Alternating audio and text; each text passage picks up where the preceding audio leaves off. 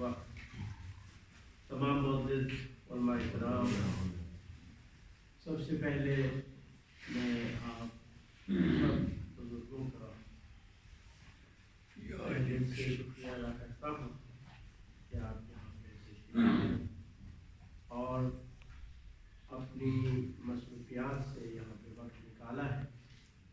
انشاءاللہ تعالی خداوند متعال آپ کا یہ وقت جو ہے عبادت میں شمار فرمائے گا اور دین کی خدمت اور بہتری کے لیے ہمارے دونوں بھائیوں نے اور بزرگوں نے اس مجلس اور معاشیہ کے حوالے سے تفصیل سے گفتگو کی ہے، اور بعد میں اگر کوئی سوال بھی ہوگا تو کوئی بات رہ جائے اور آپ کے ذہن میں ہوگا تو اس گفتگو کے بعد آپ سوال بھی کر سکتے ہیں، ٹھیک ہے۔ اور یہ ہمارا ایک مشاورتی اجلاس ہے، یعنی ہم نے آپ کو بلایا، ہم اپنا نقطہ نظر، ہم اپنی بات آپ کے سامنے رکھیں گے۔ اگر آپ نے ہماری بات سے اتفاق کیا تو ہمارے ساتھ چل، اور اگر آپ ہماری بات سے مطمئن نہیں ہے کہ ہماری بات سے اتفاق نہیں ہے تو آپ کی جو ہے وہ کیا ہے مرضی۔ سب سے پہلی بات میں یہ عرض کروں گا کہ دیکھیے، ایک ہے سیکولرزم، اس کو کہتے ہیں سیکولر، یہ کیا ہے؟ اور آپ دیکھیں بہت ساری حکومتیں سیکولر ہیں اور معاشرے سیکولر ہیں،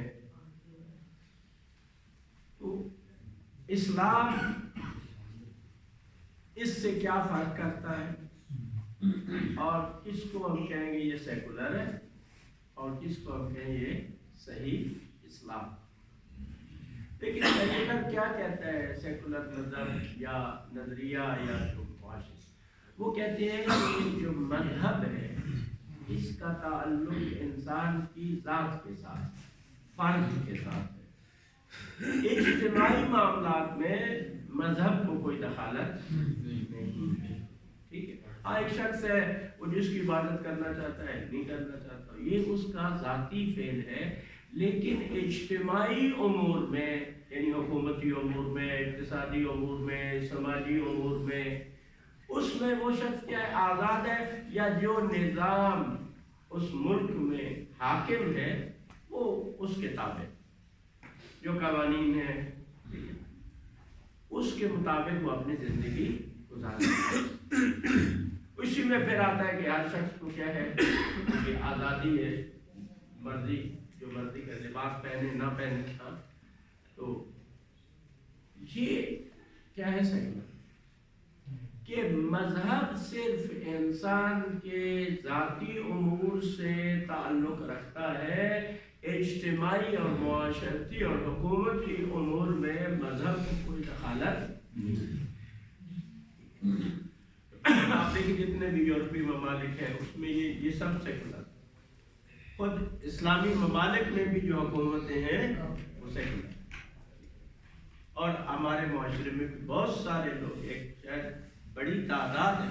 کہ جو اسی نظریے کی حامل ہے۔ اسلام کیا ہے؟ اسلام کیا ہے؟ اسلام کا نظریہ کیا ہے؟ ٹھیک ہے، اسلام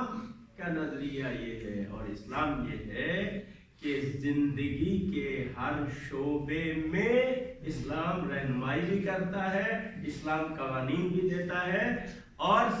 اسلام یہ سمجھتا ہے کہ یہی قوانین، یہی تعلیمات، یہ سب اسی انسان کے لیے مفید بھی ہیں اور یہی اس کے لیے فائدہ مند ہے۔ اس کے تمام مسائل کا علاج اسلامی قوانین کے اندر ہو۔ جب ہم کہتے ہیں اسلام ایک مکمل ضابطۂ حیات ہے، اس کا مطلب یہ ہے حتی سیاست ہو، حکومت ہو، جنگ ہو، صلح ہو، دوسری قوموں کے ساتھ تعلقات ہوں، ان کے ساتھ روابط ہوں، ان سب میں اسلام ہماری رہنمائی بھی کرتا ہے، اسلام کے قوانین بھی موجود ہیں، اس کی تعلیمات بھی موجود ہیں، اور پورے معاشرے کے اندر جو ہے وہ اسلام کیا ہے اپنا نفوذ بھی چاہتا ہے، اور جو ایک مسلمان ہے اور بالخصوص عالم ہے، وہ اسلام کی ان تعلیمات کی روشنی میں وہ اپنے دین کے بارے میں یہ نظریہ رکھتا ہے۔ اب اگر کوئی شخص عالم ہے لیکن وہ یہ سمجھتا ہے کہ بس میرا کام جو ہے نماز پڑھانا ہے، لوگوں کا نکاح پڑھنا ہے، ان کا جنازہ تدفین، یعنی جو ان سب لوگوں کے کیا ہے ذاتی امور ہیں اور یہی دین ہے۔ یہ میرے الفاظ نہیں ہے، میرے معظم کے الفاظ ہیں۔ وہ ممکن ہے ایک شخص محراب مسجد میں کھڑا ہو لیکن وہ سیکولر ہو۔ سیکولر ہو یعنی کیا؟ یعنی وہ یہ سمجھ رہا ہے کہ بس دین یہی ہے، یہ مسجد تک جو ہے وہ دین محدود ہے، ٹھیک ہے، نکاح ہے، جنازہ ہے، کسی کو غسل دینا ہے، کفن دینا ہے اور طلاق ہے اور اس قسم کے مسائل تک جو ہے وہ دین جو ہے وہ محدود۔ یہ اور بات ہے کہ وہ عملاً کیا ہے اتنا آگے نہیں بڑھ سکتا، ٹھیک ہے، لیکن اس کی جو رائے ہے وہ کیا ہے، اگر اس سے ماورا دین معاشرے کے تمام شعبوں کے لیے ہدایت رکھتا ہے، تمام چیزوں کے لیے اسلام کی رہنمائی جو ہے وہ موجود ہے، اسلام کے قوانین موجود ہیں، اسلام کے احکامات موجود ہیں۔ آپ دیکھیں جدید ترین مسائل کے اندر بھی فقہاء اسلام کی بنیادی منابع سے احکام کو اخذ کرتے ہیں اور ہماری تو اس میں ایک جو بنیاد ہے نا مجلس علماء شیعہ پاکستان کے نظریے کی، وہ دین کی جو ہمہ جہت تعلیمات ہیں اور جو اسلام ہماری رہنمائی کرتا ہے، اس نظریے کے ساتھ علماء کرام معاشرے میں اپنا کردار، یعنی وہ زندگی کے ہر شعبے میں جہاں جہاں جتنی ان کی رسائی ہے، جتنی ان کی توان ہے، اس میں جو ہے وہ کیا ہے کام ہے۔ یہ نہیں ہو سکتا معاشرے کے مسائل سے ہم الگ تھلگ ہیں۔ اور پہلے علماء کمزور تھے، کم تھے، یعنی اس طرح سے نہیں تھی، بہت بنیادی چیزیں بھی ظاہر ہے وہ اس پہ علماء کرام نے کام کیا ہے۔ اللہ تعالیٰ ان سب ہمارے بزرگوں کو دین کے لیے جو خدمات ہیں ان کا بہترین اجر اللہ تعالیٰ انہیں جو ہے وہ عطا فرمائے۔ تو یہ جو ہے امام خمینی رحمۃ اللہ علیہ کے بعد امام خمینی کے افکار کی یہ ایک بنیادی چیز ہے، فکر امام خمینی رحمۃ اللہ علیہ ہے، ٹھیک ہے۔ ہم سب جتنے بھی ہیں الحمدللہ، یعنی ہم خوش قسمت ہیں، ہم اس انقلاب کے دور میں پیدا ہوئے، امام خمینی رحمۃ اللہ علیہ کے دور کو دیکھا ہے، یا اس کے بعد آیت اللہ العظمیٰ سید علی خامنائی کے دور کو ہم دیکھ رہے ہیں۔ آپ ان کے وہ سنیں، اب تو اردو میں بھی اویلیبل ہوتے ہیں، ان کی تقاریر سنیں، ان کے جو ہے وہ خطابات سنیں۔ آپ دیکھیں کہ کیسے ایک الہی انسان اپنی قوم کی اور پورے مسلمانوں کی رہبری کر رہا ہے اور ان کی رہنمائی کر رہا ہے، اور کس طرح سے اس وقت آپ دیکھیں پرچم اسلام کس کے ہاتھ میں ہے؟ پرچم اسلام جو کفر کے مقابلے میں ہے، آپ دیکھیں یعنی کس کے ہاتھ میں،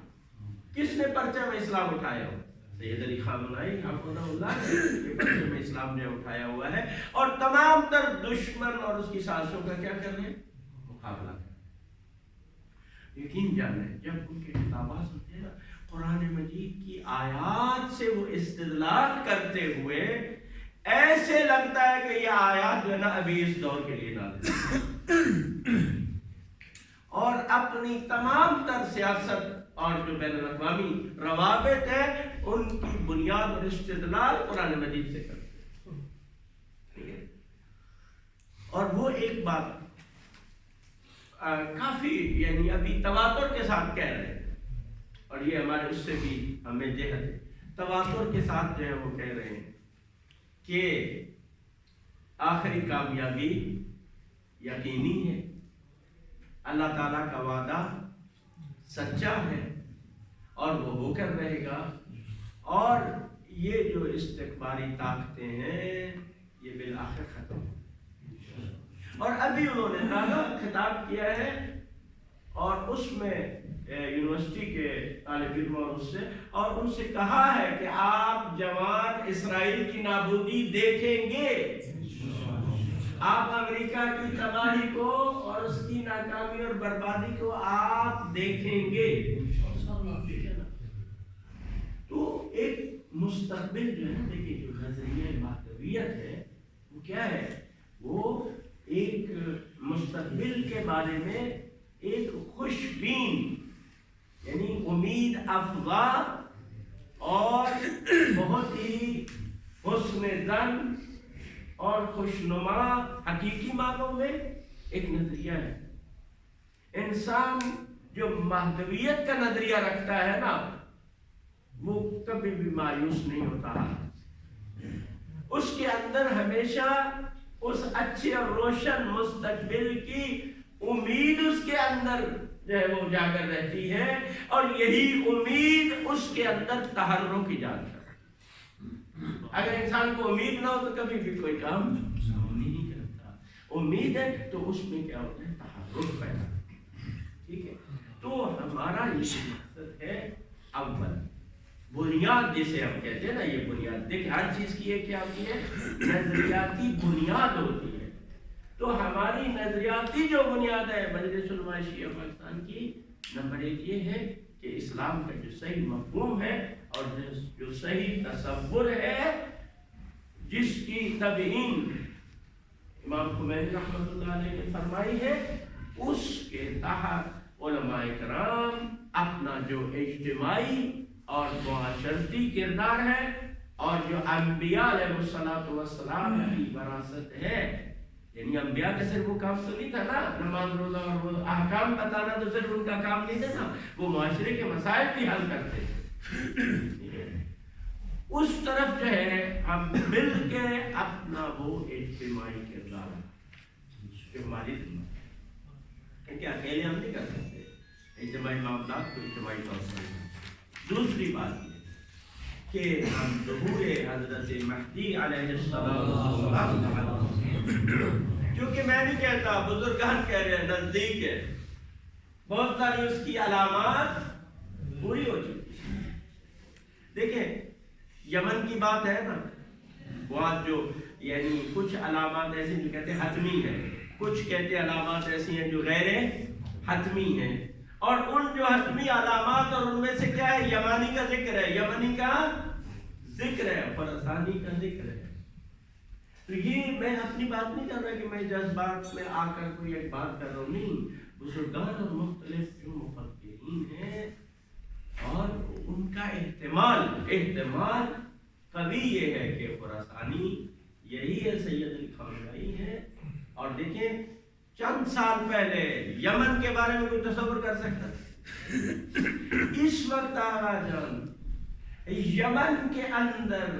امام زمان علیہ السلام کے ایسے مجاہد اور جانثار لاکھوں کی تعداد میں تھے، اور جو اتنا پختہ نظریہ رکھتے ہیں، حتیٰ دیکھیں آپ دیکھیں کہ سب سے زیادہ حزب اللہ کے جوان ہیں نا، یہ جو مثلا بہت زیادہ ایمانی قوت کے ساتھ اور مجاہدت کے ساتھ آگے بڑھتے ہیں۔ مثال ہے سید حسن نصر اللہ کہتے ہیں کہ ہمیں یمنی مجاہدین پر رشک آتا ہے، کہتے ہیں ان پر بہت کم ہمیں معلومات ہے نا یمن کے بارے میں، لیکن وہ تو لہذا کیا ہے کہ دنیا اس طرف بڑھ رہی ہے، امید افزا ہے۔ تو ہم اس کے لیے اپنی جو لوگوں کو امام مہدی علیہ السلام کے بارے میں آگاہی دیں، ان کو شعور دیں، تاکہ وہ اس عظیم عالمی انقلاب کے لیے کیا ہے وہ بھی اپنا حصہ ہے، وہ کیا ہے انجام۔ تیسری بات وہ یہ دیکھیں اس دور میں تشیع کی جو قدرت اور طاقت ہے وہ ہر دور سے زیادہ ہے۔ پوری تاریخ میں آپ دیکھ لیں، آپ کا مجھ سے زیادہ مطالعہ ہے، کہ کوئی بھی ایسا دور نہیں گزرا جس میں تشیع دنیا میں اتنی پاورفل ہے جو آج دیکھیں، آج دو قوتیں ہیں، ایک اسلام اور ایک ضد اسلام ہے، اور وہ شکست کھا رہی ہیں۔ مشرق وسطیٰ میں جو امریکہ اور اس کے حواریوں کی پالیسیاں تھیں وہ شکست کھا رہی ہیں۔ شام میں دیکھیں انہوں نے کیا سوچا، لبنان میں انہوں نے کیا سوچا، ان کو ناکامی، لبنان میں ناکامی، ان کے مقاصد کامیابی۔ شام میں آپ نے کیا دیکھا کہ کس طرح سے وہ پورے ملک کو جو اس کو کہتے ہیں مقاومت کا ایک بڑا محاذ ہے شام، تو اس کو کیا کرنے کی کوشش کی، لیکن مکمل طور پر کیا ہو گئے، ناکام ہو گئے۔ اب اور دور دیکھیں فلسطین کے اندر، کہاں وہ دور تھا کہ وہ مارتے تھے، اور کہاں اب یہ دور ہے کہ اب اسرائیل ان کے ساتھ جنگ نہیں کر سکتے۔